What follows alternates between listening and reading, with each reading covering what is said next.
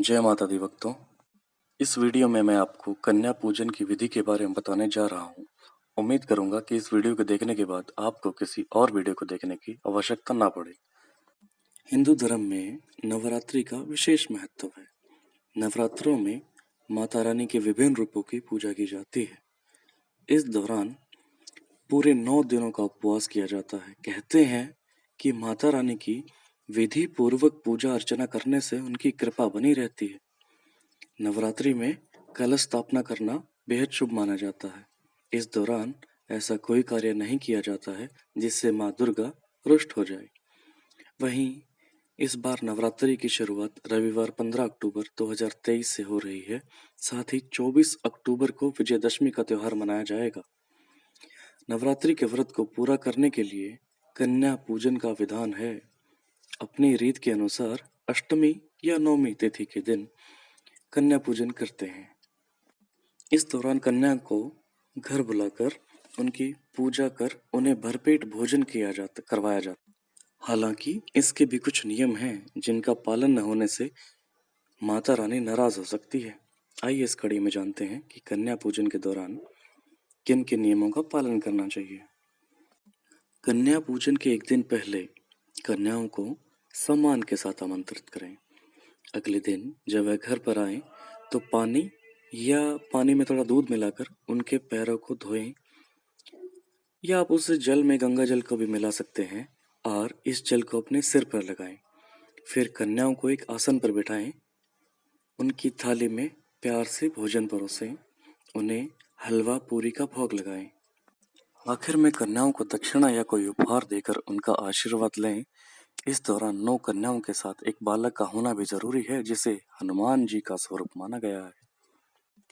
हर वर्ष की कन्या का एक अलग महत्व होता है। यदि आप 2 साल की कन्या का पूजन करते हैं तो इससे माना जाता है कि घर में दुख और दरिद्रता दूर होती है। वहीं माना जाता है कि 3 साल की कन्या त्रिमूर्ति का रूप होती है। ऐसे में 3 वर्ष की कन्या के पूजन से घर में धन धान्य की भरमार हो रहती है। साथ ही परिवार में सुख और समृद्धि बनी रहती है। 4 साल की कन्या को कल्याणी माना गया है। यदि आप 4 साल की कन्या का पूजन करते हैं तो इससे परिवार का कल्याण होता है। 5 वर्ष की कन्या को रोहिणी कहा जाता है। रोहिणी का पूजन करने से व्यक्ति रोगों से मुक्त रहता है। वह 6 साल की कन्या को कालिका का रूप माना गया है। कालिका रूप से विजय, विद्या और राजयोग मिलता है। वहीं 7 साल की कन्या को चंडिका माना गया है। उनका पूजन करने से घर में ऐश्वर्य की प्राप्ति होती है। यदि आप कन्या पूजन के दौरान 8 वर्ष की कन्या बिठाते हैं तो वह शंभवी कहलाती है। इनके पूजन से सारे विवाद में विजय प्राप्त होगी आपको। वह 9 साल की कन्याओं को तो दुर्गा का रूप माना ही गया है। इनका पूजन करने से शत्रुओं का नाश होता है। साथ ही 10 साल की कन्या सुभद्रा कहलाती है। इनका पूजन करने से भक्तों की सभी मन की इच्छाएं पूरी होती हैं। अगर कन्या के दिन 9 से अधिक कन्याओं को आमंत्रित करते हैं तो वो तो और भी शुभ माना गया है। बहुत सी जगहों में कन्याओं को कंजक या कंजके भी कहा जाता है। इसी पूजा को कंजक पूजा भी कहा जाता है। वहीं देवी पुराण के अनुसार कन्या पूजा की विधा वहीं देवी पुराण के अनुसार कन्याओं की पूजा करने से देवी दुर्गा प्रसन्न होती हैं और व्रत की सभी मनोकामनाएं पूरी होती हैं। इतना ही नहीं, कन्याओं को भोजन कराने से कुंडली में ग्रहों की स्थिति भी ठीक होती है। ज्योतिषी विशेषज्ञ के अनुसार कन्या पूजन एक संपूर्ण विधि है। नवरात्रों को पूर्ण रूप से एक प्राचीन कथा व शास्त्रों के अनुसार इंद्रदेव ने मां दुर्गा को प्रसन्न करने के लिए भगवान ब्रह्मा से एक उपाय पूछा, तो ब्रह्मा जी ने उन्हें सुझाव दिया कि कुंवारी कन्याओं का पूजन करने और उनको भोजन कराने से मन की सभी मनोकामना पूरी हो जाती हैं। वे दुर्गा माता को प्रसन्न किया जाता है। तभी से नवरात्रों का ये पावन पर्व चलता आ रहा है। आइए अब हम कन्या पूजन की विधि और मुहूर्त की बात करते हैं। इस साल 22 अक्टूबर को दुर्गा अष्टमी है। व 23 अक्टूबर को महानवमी। 22 अक्टूबर को सुबह 6:26 से शाम के 6:44 तक बहुत ही शुभ मुहूर्त है कन्या पूजन का।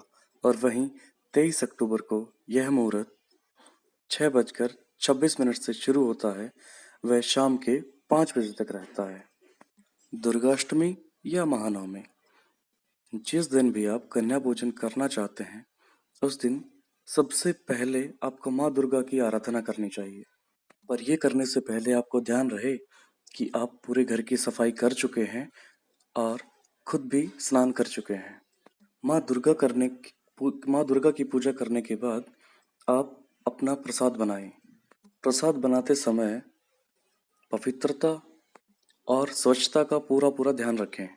प्रसाद में हम हलवा, पूड़ी व चने की सब्जी बना सकते हैं। साथ ही ध्यान रहे कि इस दिन भी चने की सब्जी में लहसुन और प्याज का प्रयोग ना करें और हो सके तो तीखा भी थोड़ा कम रखें। प्रसाद बनाने के पश्चात आप कन्याओं को आमंत्रित करें। आमंत्रित कन्याओं की संख्या 9 व उनके साथ एक बच्चा भी हो, छोटा लड़का।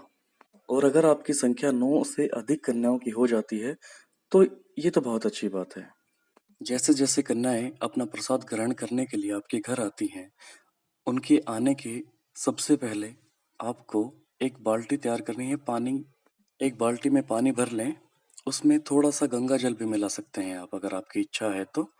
सबसे पहले आप सभी कन्याओं के पैर धोएं।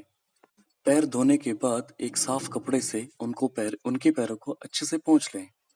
रोली से या मंदिर में रखे सिंदूर से उनके माथे पर तिलक के व कन्याओं के माथे पर चावल के दाने भी लगाएं। अगर आपके पास है तो उनको लाल रंग की चुन्नी उड़ाएं। साथ ही आप उनके हाथों में कलावा भी बांध सकते हैं।